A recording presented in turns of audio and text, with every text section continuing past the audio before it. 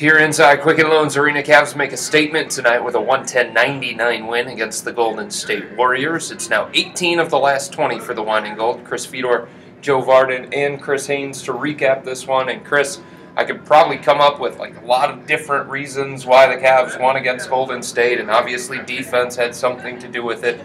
But LeBron James was just sensational tonight. 42 points, 15 of 25 from the field. Got here at 5:30 to get his workout in before the game. He just had a different mindset tonight, it seemed like. You wonder why. You wonder why. You have the other MVP candidate over there, Stephen Curry. But, seriously, on all levels, he was on point. His defense was there. He was getting into the passing lanes, getting steals, getting out in transition, finishing with dunks. And in half-court sets, it didn't matter. The defense keyed in on him. But he had an answer. He had a counter for whatever they try to combat him with. And Andre Iguodala, they tried to match Iguodala up with him, blow for blow. Iguodala's probably one of the best guys out there who can probably try to do some things against LeBron. But it just shows you right there tonight, a superstar will always get what he wants. And Joe, that's the thing. I mean, they tried a number of different guys on LeBron tonight. First it was Harrison Barnes, didn't work. Andre Iguodala didn't work. Draymond Green, who's getting some talk about maybe being in the conversation for Defensive Player of the Year, that didn't work. LeBron just had a different mindset tonight, and he attacked early. He did, and it wasn't just the one-on-one matchup, but they were sort of funneling him to the middle, almost allowing him that first step and to try to contest him once he got to the rim, but that just didn't work. He was, I don't want to say possessed because he played within himself, but he was just playing at a different speed. And he taxed himself a little bit too. I mean, first quarter comes out with 6 minutes left. Both hands are on his hips. His back was so tight by the end of the game that he was laying on the floor during his timeout in the fourth quarter. So it was probably his best game this year. Any concern about that back injury? I would be a little concerned just because we've seen this before out of him where because his back's bothering, he doesn't dunk as hard. That happened in the third quarter tonight. He had a steal and a wide open path from one of those, rim-damaging dunks that he does.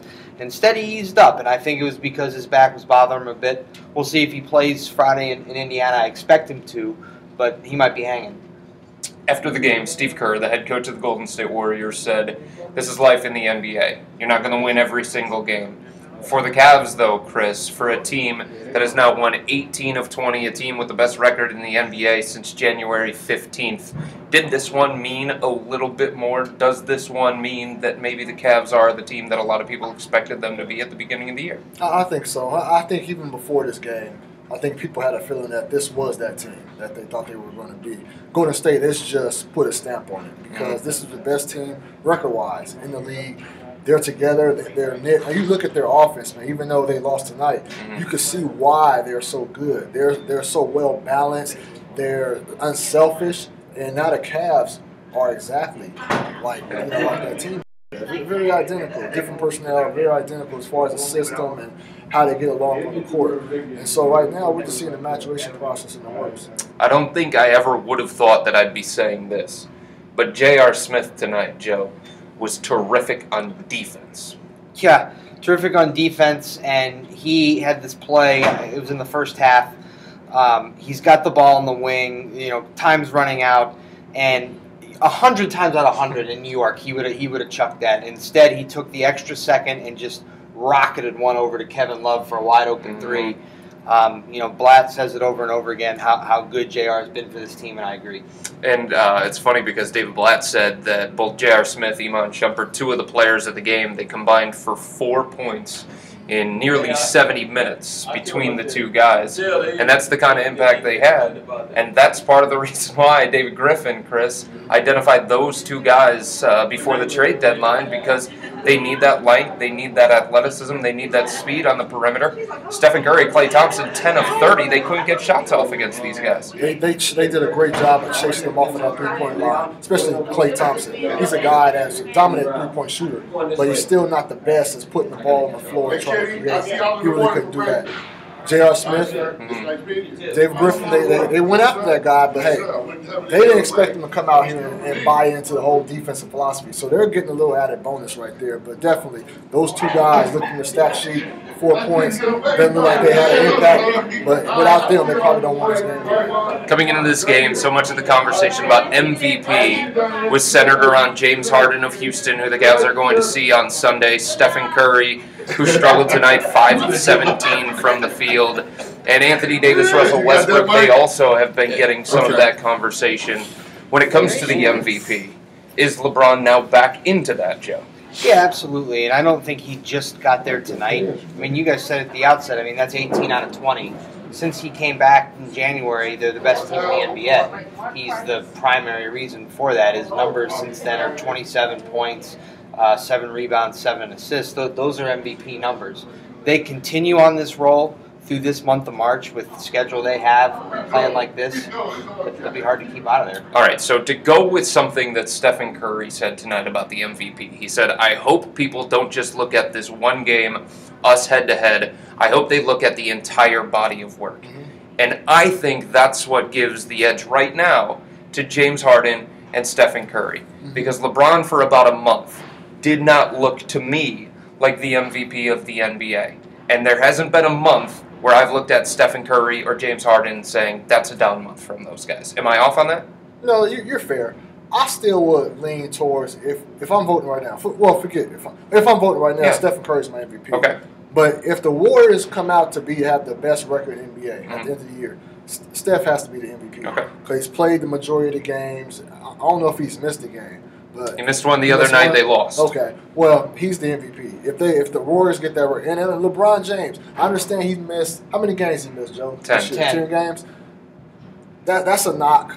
But at the same time, the way he has come back, he has come back and been the most dominant player we have in this game. So just from that standpoint alone, I think it knocked 8 of those games out of that 10-game mark, and I will move him into second place. James Harden, I'm sorry, you have to play some form of defense in order for me to vote for you as MVP. So I would have Stephen and LeBron 1-2 if the Warriors come out to be the best team in the NBA. Yeah, and they probably will. I mean, the Cavs were 19-20 at one point. You know, they're lucky and really good if they get to second, but they're not going to be the best team. The Warriors, we saw tonight, they're a really good team that just ran into a tough customer in the Cavs. A great night for the Cavs, 110-99 against Golden State. Don't forget Kyrie. That's the problem. A great night, and it ends on a sour note. Yeah. We get the word from Cavs PR about 15 minutes ago or so that Kyrie Irving is not going to travel with the team to Indiana tonight. The team is leaving tonight. He's not going to travel tonight. He's going to get an MRI on an injured left shoulder tomorrow.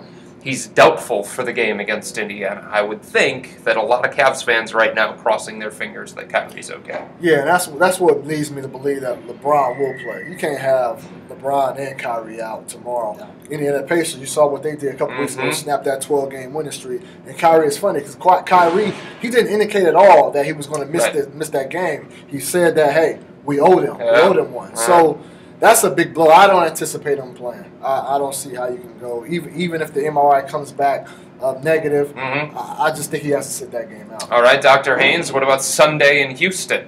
Oh, he'll play. Okay, you're already calling it. He played it in the rest of the game today. He had 24 points, 10 for 10 for the charity strike. We've got some people in the media that are already calling a sprained AC joint or something like that from Kyrie. Who's that? No names. No names at all. Oh, I thought you had names. But yes, on a night that the Cavs win by 11 against Golden State, hold the Warriors under 100 points, which is very, very difficult to do. Hold Golden State 42% from the field for just the 8th time this year. Unfortunately, Kyrie Irving doubtful for tomorrow night against Indiana. Other than that, a great night here from the Q. 11 in a row here at the Q for the Cavs, 18 of their last 20, the best record since January 15th. For Joe Vardon, Chris Haynes, I'm Chris Fedor. Have a good night, everybody.